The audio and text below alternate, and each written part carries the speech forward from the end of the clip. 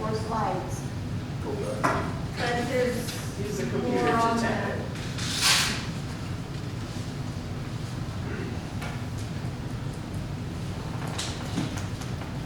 Sorry guys, I promise I sent the whole slide. What's on there?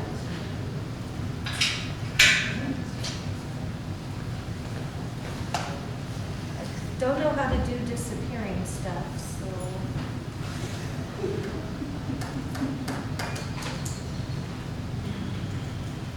All right, guys, I am sorry for, that's the very end of it.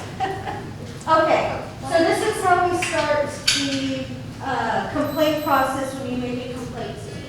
First thing is you phone in or write in a complaint.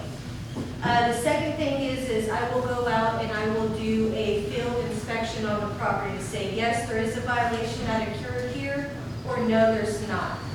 If a violation has occurred, I will move on, and that was part of it. It popped up. It's a bug. It's a bug.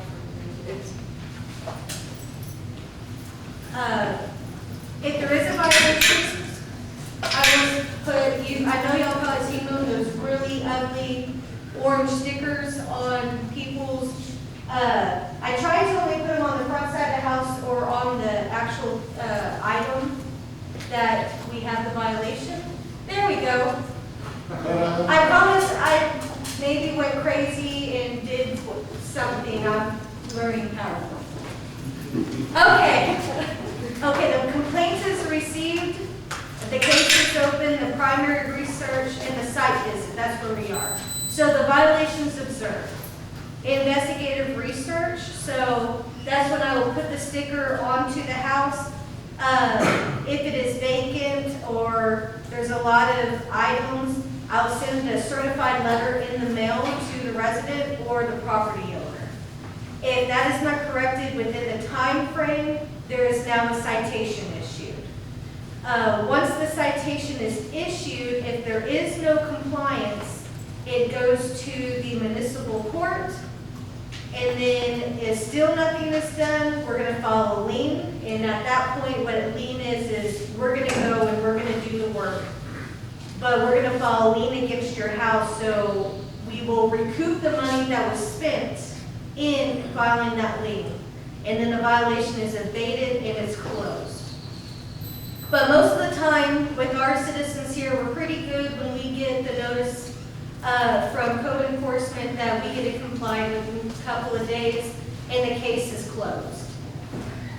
You can go back to the other one now, the 10. Sorry.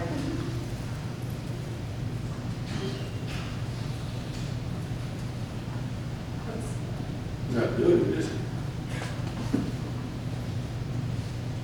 There you go. There you go.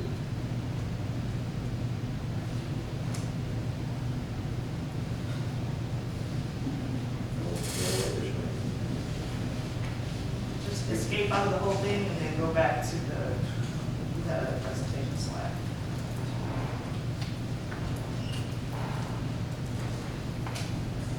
There you go. Okay.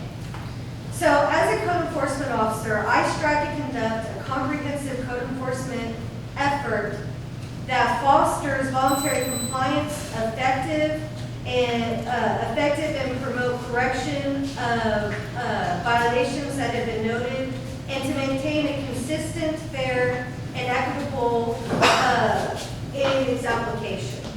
So when we get into these, I want people to remember we are in spring and we are getting ready for the rainy season. We all know with rain comes rapid growth of not only grass but weeds. I would encourage the community to have their grass trimmed before it reaches the 12 inches or a foot in height, as this is the most violated ordinance that we have is grass, especially in the summertime.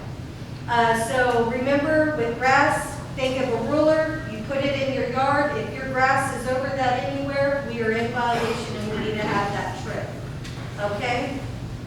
The next one is going to be rubbish, junk, and accumulation of trash. people get confused on this, especially with the backyard, because, you know, this is my yard, I can do what I want, I'm building something, stuff like that. So the property must be free of junk, debris, garbage, scrap, salvage materials, tires, inoperable equipment, broken household equipment, and furnishings and other stockpiled items. Now, the city does contract with Republic, and I do believe the starting for a bulk pickup with Republic is $25. Another thing that Republic does is if you go to Home Depot, they sell the Republic green bags, and with that purchase at Home Depot, you call the card that comes in that bag, and Republic will come and get it, and your fee's already paid through the Home Depot. Okay? The next thing is the residential right-of-way obstruction. Tree limbs under 12 feet and shrubbery over 4 feet at intersections have to be maintained and cut. Tree limbs have to be at least 12 foot off of the pavement. That is so vehicles and the fire equipment can get down the street without knocking anything off the vehicle. Also remember, sidewalks, those have to be cut 12 foot off as well. And if your shrub is covering any portion of that sidewalk, it really needs to be cut off, because if someone's walking down there in a wheelchair, they're going to have to bypass that. We do not want them getting off the sidewalk. We do not want them getting into the street, okay? Next one is the junk vehicle ordinance. Now, we had an amendment to the ordinance a couple of months ago, I believe.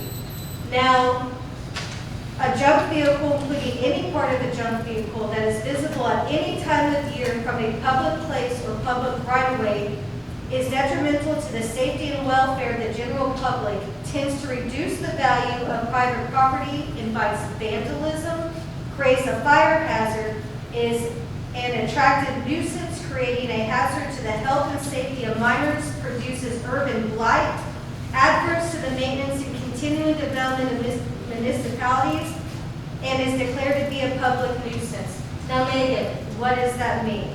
Okay. So, I know. So, state law says if you do not have lawfully attached to your vehicle a unexpired license plate or valid motor vehicle inspection certificate, and the vehicle is wrecked, dismantled, or partially dismantled or discarded in the public street for more than 72 hours, 3 days, it is considered a junk vehicle. That also includes if your tire is flat and your vehicle is out of the registration, that is inoperable because you cannot drive down the street legally with your flat tires. Can I Yes, ask you a question? yes. Does it also have to be minimum insured? The state law does not say that. Okay. They do not recognize that, unfortunately. Doesn't make any sense for that. The next one is, now that's on public property, the street. Now, let's say in your driveway, I know a lot of residents here in the city of Kirby have a lot of those antique cars that have gone away from a little bit, and they get uncovered, the cover falls off of them, and you know, they're not registered, and there's some flat tires and other things wrong with them. On private property, remember, I have 30 days. So it happens in 30 days for a junk vehicle on private property. Like you were asking me, Mr. Romans, this is also with that commercial property that you're asking me. I have to place a sticker on the vehicle and send a certified notice not only to the owner, but the property owner, tenant, and lien holder. So if it has all of those, I have to send a 30-day notice to all those people. And then I wait 30 days, and in 30 days that vehicle is not moved, then I can go and have it towed. The next one is going to be unlawful parking. It shall be unlawful for any person to park unused vehicles in any street or public place for more than 72 hours. Okay, that was the change. It used to be 24 hours, and we had that changed to 72 hours, 3 days. Or at any time for the purpose of storage, washing, greasing, or repairing such vehicle except repairs by an emergency sale or display of advertising signs or posters fixed to such vehicle or any trailer, camper, or camper trailer, boat or boat trailer, semi-trailer or house trailer not attached to a tractor or towing the vehicle. So I understand that we do projects on our cars at home. We want to maybe do our own oil change. We want to fix our own brake pads because I've noticed in the city we have a lot of handyman mechanics in the city. That's fine, but if that project lasts more than 24 hours, that is a violation of the city ordinance and it needs to be taken to a body shop to be repaired. Or if you do it in your garage and we can't see it, you just can't do it in your driveway or on the street, okay? That's what the ordinance says. Now we got stagnant water and/or your pool. It shall be unlawful for any person owning or occupying any real property within the city to allow or permit holes or places where water may accumulate and become stagnant to be or remain on such lot or premise, or to allow or permit the accumulation of stagnant water therein, or to permit the same to remain therein. And that's for stagnant water, and we're going to get into swimming pools defined.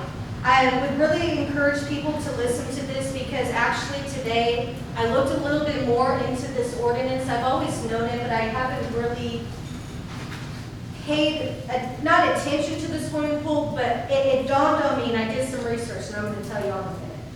So for the purpose of the subchapter, the storm swimming pool shall mean and include any natural pool, pond, or lake having a depth at its point of greatest depth is more than 18 inches. So a depth of 18 inches and having a width of 6 feet or more at its widest point, or any man-made or artificial pool, pond, or lake, or like depth and dimensions.